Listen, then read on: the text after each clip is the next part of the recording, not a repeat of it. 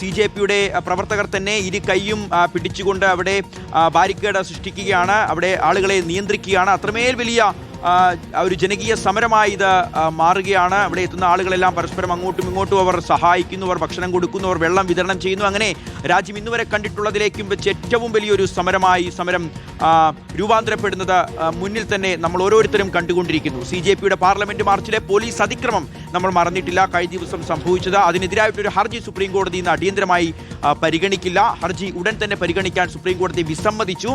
Police അതിക്രമത്തിന്റെ ദൃശ്യങ്ങൾ ഉണ്ടെന്ന് ഹർജിക്കാരൻ വാദിച്ചപ്പോൾ ദൃശ്യങ്ങൾ കാണാൻ സമയമില്ല എന്ന് ചീഫ് ജസ്റ്റിസ് വ്യക്തമാക്കി.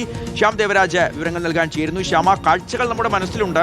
തലക്കിട്ടാണ് അടിച്ചത്, ലാത്തി കൊണ്ടാണ് അടിച്ചത്, മറ്റു പല ആയുധങ്ങളും ഉപയോഗിച്ച് നമ്മൾ കണ്ടതാണ്. തലച്ചോറ് തകർന്ന കുട്ടികളുണ്ട്, ICUവിൽ ഗുരുതരാവസ്ഥയിൽ കഴിയുന്ന നിരവധി കുട്ടികളുണ്ട്. അതോടൊപ്പം ആ തലയിൽ വലിയ പ്ലാസ്റ്ററും പൊട്ടലുമൊക്കെയായി ഇപ്പോഴും സമരവേദിയിൽ തുടരുന്നവരുണ്ട്. അപ്പോൾ സുപ്രീം കോടതി ഇത് വേണ്ട വിധത്തിൽ പരിഗണിക്കുമെന്ന് അവരെല്ലാവരും കരുതിയതാണ്. സുപ്രീം കോടതിയുടെ ഇന്നത്തെ ചില പരാമർശങ്ങൾ CJPക്ക് മാത്രമല്ല, ആ പാർട്ടിക്ക് മാത്രമല്ല, രാജ്യത്തെ ഓരോ ജനകീയ വിശ്വാസികൾക്കും ജനാധിപത്യ വിശ്വാസികൾക്കും വേദന ഉണ്ടാക്കും തന്നെയാണ്, അതിൽ സംശയമില്ല.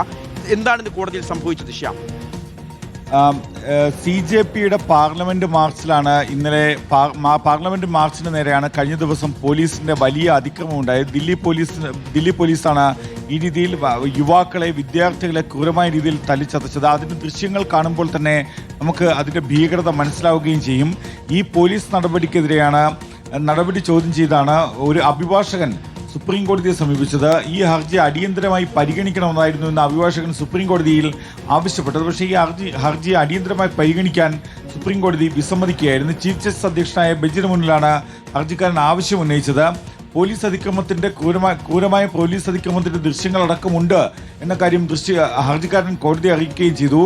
പക്ഷേ ചീഫ് ജസ്റ്റിസ് പറഞ്ഞ മറുപടി അത്ഭുതപ്പെടുത്തുന്നതാണ്. കാരണം ദൃശ്യങ്ങൾ കാണാൻ സമയമില്ല എന്നാണ് ചീഫ് ജസ്റ്റിസ് സൂര്യകാന്ത് അധ്യക്ഷനായ ബെഞ്ച് വ്യക്തമാക്കിയത്. കോടതിയുടെ സമയം പാഴാക്കരുത് എന്ന കാര്യം കൂടി ചീഫ് ജസ്റ്റിസ് വ്യക്തമാക്കുകയും ചെയ്തു. ഷിയാസ്, നമ്മൾ ഒരു കാര്യം ഓർമ്മിക്കേണ്ടതുണ്ട്. അതായത് ഈ CJP എന്ന കോക്രോച്ച് ജനതാ പാർട്ടി, അതിൻ്റെ ആവിർഭാവം എന്നത് രാജ്യത്തെ സുപ്രീം കോടതിയുടെ ചീഫ് ജസ്റ്റിസായ സൂര്യകാന്ത് നടത്തുന്ന ഒരു വിവാദമായ പരാമർശത്തിലൂടെയാണ്. അത് രാജ്യത്തെ യുവാക്കൾ എല്ലാം പാറ്റകളെ പോലെയാണ്, അവർ പരാതങ്ങളെ പോലെയാണ് എന്നടക്കമുള്ള ഈ യുവജനങ്ങളെ ആക്ഷേപിക്കുന്ന രീതിയിലുള്ളൊരു പ്രസ്താവന നടത്തിയിരുന്നു. അതിന് തൊട്ടു പിന്നാലെയാണ് CJP എന്ന പാർട്ടി തന്നെ രൂപീകരിക്കുന്നത്, കോക്രോച്ച് ജനതാ പാർട്ടി എന്ന പാർട്ടി തന്നെ രൂപീകരിക്കപ്പെടുന്നത്. ആ പ്രസ്താവന വളരെ വിവാദമാവുകയും ചെയ്തിരുന്നു. അതിനൊക്കെ ശേഷമാണ് ഇത്തരമൊരു ഹർജി സുപ്രീം കോടതിയുടെ പരിഗണനയിലേക്ക് വരുന്നത്. അത് അടിയന്തരമായി പരിഗണിക്കണമെന്ന് ആവശ്യപ്പെടുന്നത്.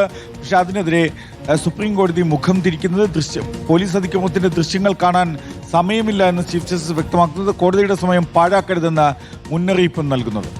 ശരി, ശ്യാം ദേവരാജാണ് വിവരങ്ങൾ നൽകിയത്.